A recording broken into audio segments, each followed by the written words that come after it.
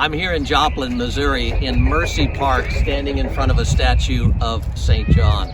The reason why there's a Mercy Park and the reason why there's a statue of St. John is St. John's Mercy Hospital used to stand right here. The hospital was destroyed and has been replaced by a new beautiful park. This all happened on May 22nd, 2011, 10 years ago. Gerald Lawrence is the Regional Director of Facilities, Maintenance, and Operations at Mercy Hospital in Joplin.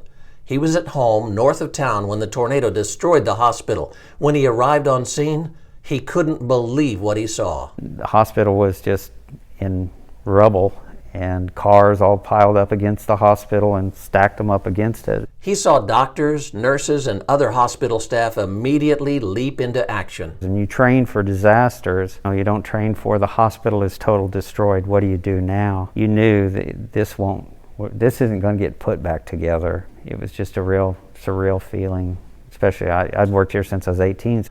Lawrence credits Mercy and the federal government for opening up a tent hospital just days after the tornado. We needed to get back up as quickly as possible and help take care of those needs. When the hospital was rebuilt, extra measures were put into place. New windows can withstand winds over 140 miles per hour. The hallways are hardened to prevent the ceiling from falling down. Special doors shut to prevent the hallway from turning into a wind tunnel.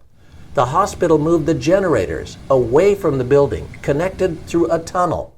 Medical gases are also stored a distance from the hospital. It should be considerably better. Things should be much better now.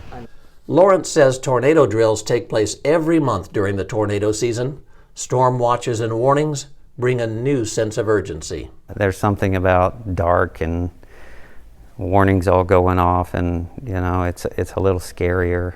A lot scarier.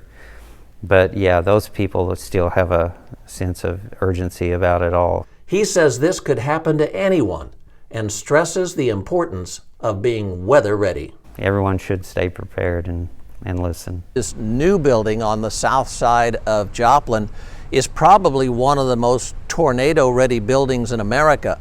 The glass here on the first floor can sustain winds of over 140 miles an hour.